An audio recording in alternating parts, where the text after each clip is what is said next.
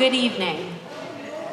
I am Lauren McMillan, and tonight I have the honor of sharing my family's story and our amazing experiences that we have here at Riding to the Top. In return, I ask you to have fun, dance, connect, and maybe spend a little bit of moolah, or should I say, nela. Next slide, guys. Here you see, with me, my 4 beautiful inside and out children. Robbie, age 10, neurotypical, and always doing the right thing. He is often a youth caregiver to his siblings. He recently presented as a student delegate at his school's constitutional convention after being nominated by teachers as a citizen of his school that represents good morale and character and vast knowledge of what is right and wrong, AKA the rules.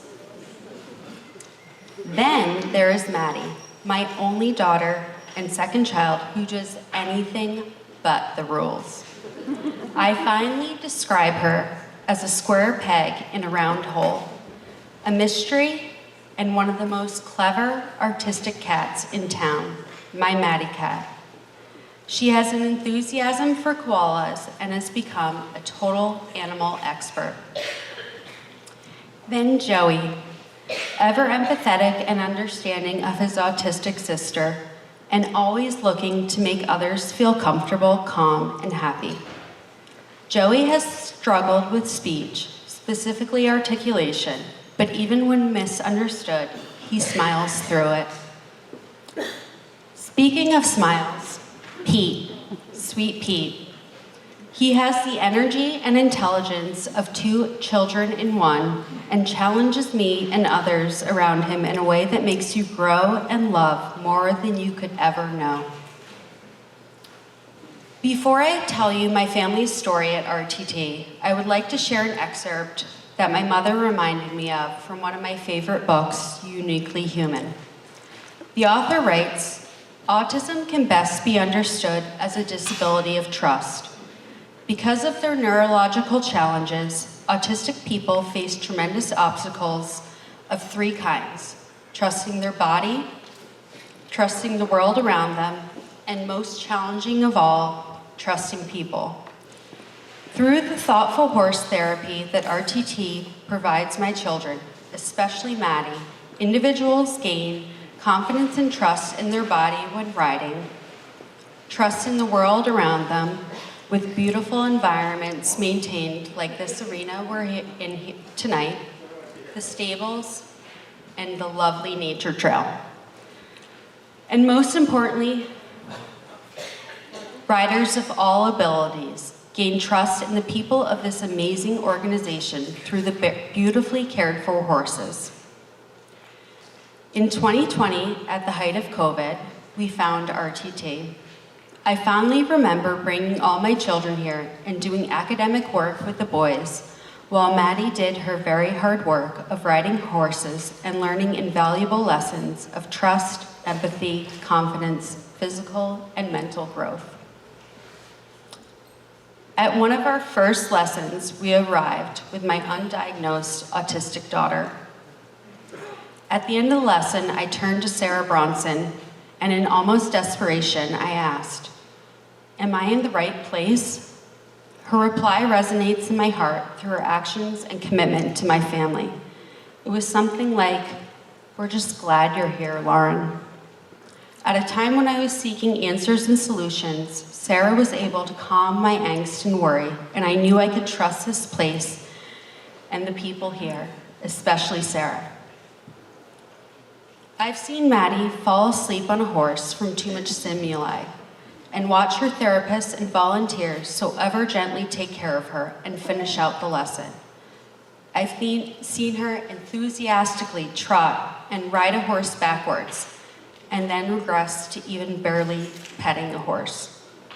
No matter who Maddie arrives as on a lesson day, no matter how dysregulated or engaged she may be, the staff, volunteers, and horses are always glad she is here.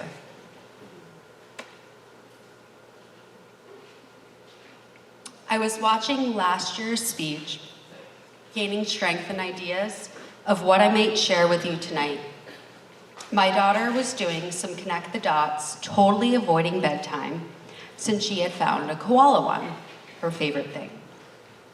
But the speaker was talking about Luke. My daughter, Maddie, was listening in and said, "I love Luke and I love Lily. They are both unforgettable." Maddie rode Luke and our first horse was Lily. Sadly, both of them passed while we were here at RTT. But what these horses offered my autistic daughter, who's uber animal empathetic, was practice in trust and confidence, lessons on relationships and communication when she rode them, and reflections in disappointment and loss when they passed. For that, I thank you, Lily and Luke, and one day Maddie Cat said she'll be riding you or feeding you up in the clouds. Then there is Joey, my 6-year-old son. Seriously the best smile and best heart. He had always asked if it would be his turn to ride the horses.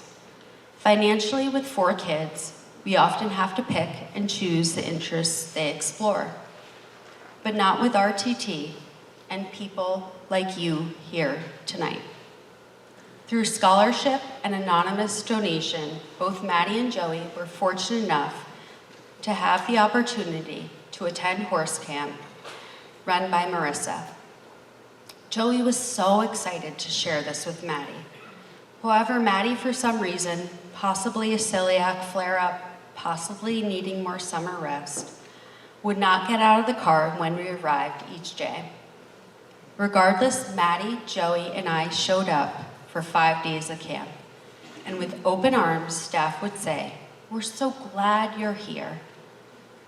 Joey said the day before camp, "I am not getting on that horse, Mommy." But he rode, and he rode the very first day. The trust that staff establishes to calm my children's anxiety and build their confidence is really special. Finally, Pete, sweet Pete, totally my cowboy. If there were a Wild West in a child, sweet Pete is it. Pete has some level of neurodivergence where self-regulation can be tricky and struggles with intelligibility when it comes to speech and language. He also has an avid enthusiasm for holidays where he wakes up on the daily and will want to decorate and celebrate Christmas or Halloween in August, and will relentlessly pursue this celebration with you until it is fulfilled. The joy I see his therapist, Sarah G., get during lessons with Pete reminds me every time, despite the challenges he faces or creates for me, we should all celebrate Christmas and Halloween in August. All 3 of my children who have rode would not be afforded these amazing experiences without staff, volunteers, and the horses here. I would like to speak to one volunteer in particular, Trina. Trina was the first volunteer at RTT to work with Maddie. It was during COVID, so despite her smile being covered by a mask, you could tell she was exuding kindness and trustworthiness. I don't think Maddie spoke to Trina for a while, but Trina always acknowledged she was glad Maddie was here. She always knew when to push her just the right amount during lessons, whether it was chatting her up while riding or giving her more control of her horse.